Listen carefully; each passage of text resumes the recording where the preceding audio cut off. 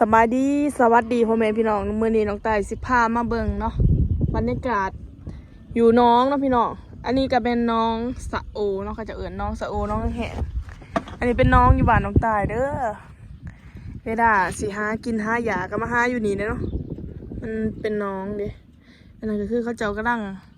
บ้านแฮเนาะพี่น้องบ้านแฮอยู่อันนี้เป็นแม่น้ำบรรยากาศอยู่บ่อนน่ะเป็นพี่ภาษาอะไรพี่น้องต้องตายว่าสิไปเนาะแต่ว่าจะโมหานก็ได้มาบุไปตอนทำอีทว่าสิไปนะ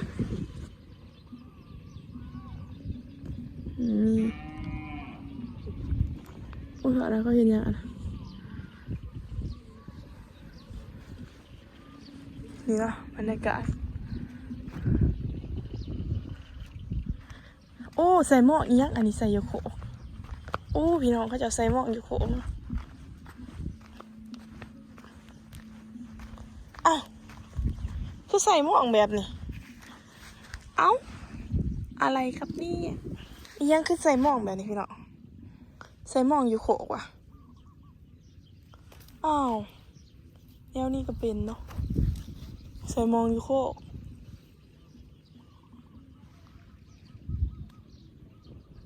เป็นหมู่บ้านบ้านแห้งไ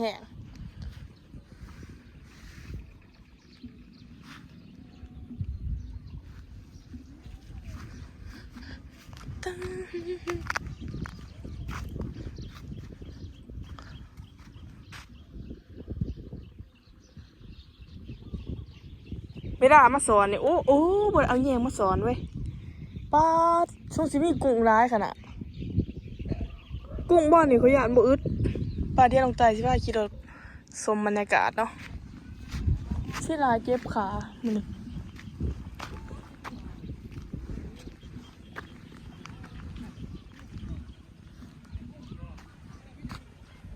โอ้เขาจะเอาป่าเนาะนี่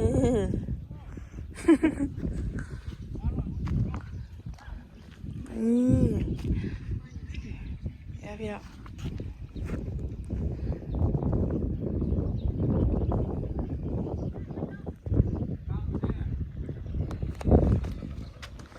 นี่เขาจะกำลังบานแฮนะบานเบิ้งไอ้นวดอ้าวสิขึ้นแล้ววะไล่บ่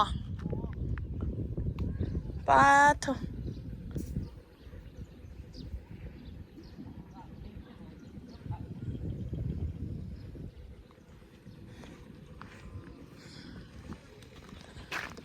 ตะกี้เนาะแต่น้องตายังเขาเหียนมาปลูกหญ้าแถวนี่ปลูกหญ้าใส่แถวนี่เพื่อกันน้ำแต่ว่าน้ำมาคือเอาอยู่ว่ากันน้ำใส่ถังเลยพี่น้อง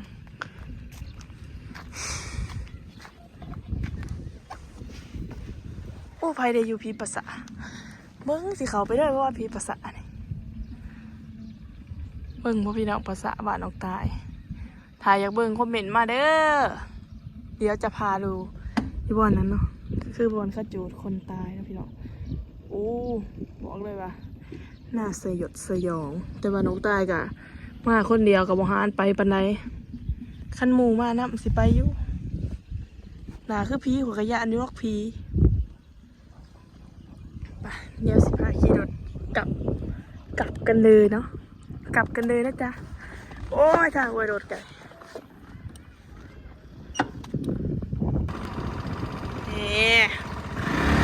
โอ้ยเจ็บขาเว้ย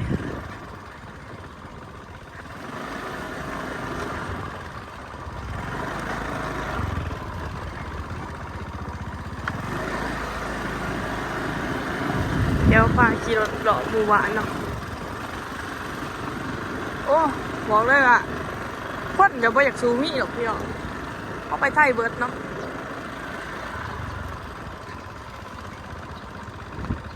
นี่ยุ่งผู้เฒ่า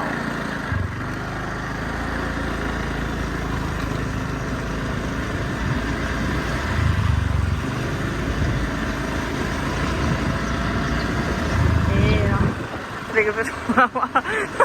ขี้อ่อนว่านั่นแหละก็เนาะ เขาจะก็มาจะหากินหาอย่างอะไรพี่น้องเนี่ยแต่ว่าเมื่อวานนี่คือสีแบบเงียบๆเนี่ยจักหน้อยเนาะมูมีคนหรอกเขาจะออกแต่ว่าบางคนก็ไปเฮ็ดหน้าเนาะบางคนก็ไปหาอยู่หากินไปดีว่าไปทำงานเนาะพี่น้องโอ้นี่ก็เป็นบรรยากาศกลางทุ่งนาเฮ้ยไอ้น้อยตัวนี้มันมายังไงวะ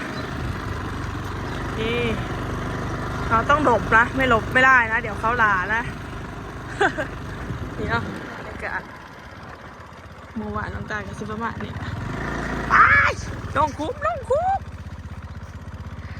นี่จ้านี่นะ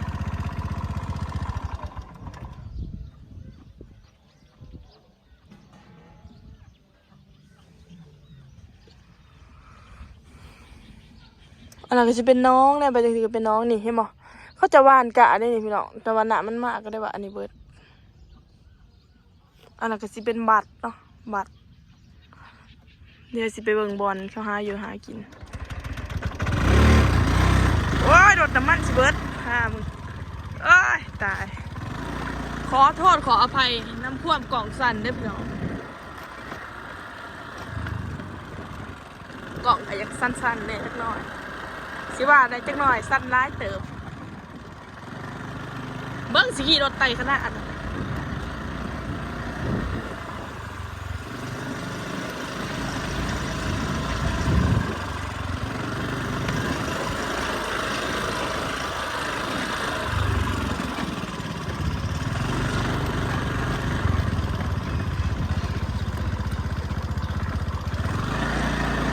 เหี้ยนเนาะ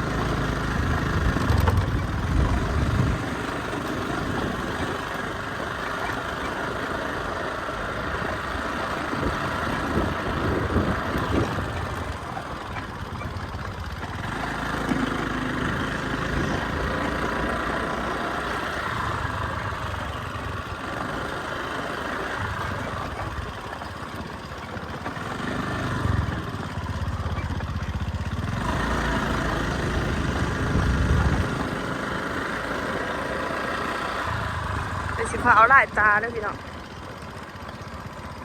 นี่เป็นบอลก็สอนเนาะเด็กๆสอนบวกสอนกบ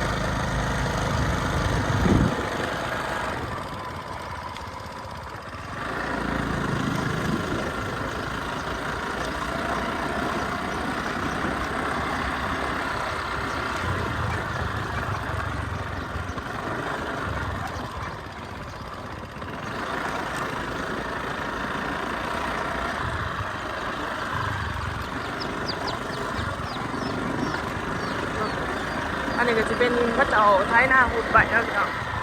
ไทยหน้าหุดใบบรรยามดำหน้าแต่ก็ไทยอีกบานหนึ่งแต่ก็ขาดเนาะ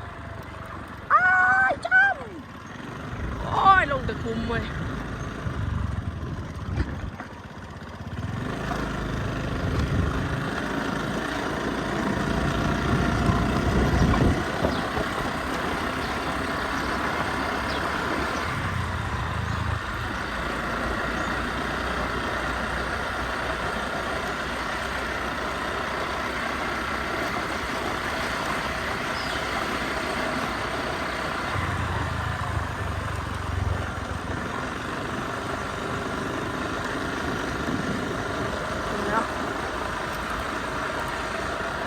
อาสิประมาณนี้นะพี่น้องก็สำหรับคลิปนี้ก็สิจบเพียงสมีเด้อพอกันใหม่คลิปหน้าฝากกดไลค์กดแชร์กดติดตามเพื่อเป็นกำลังใจให้ทุกท่านในเด้อบ๊ายบาย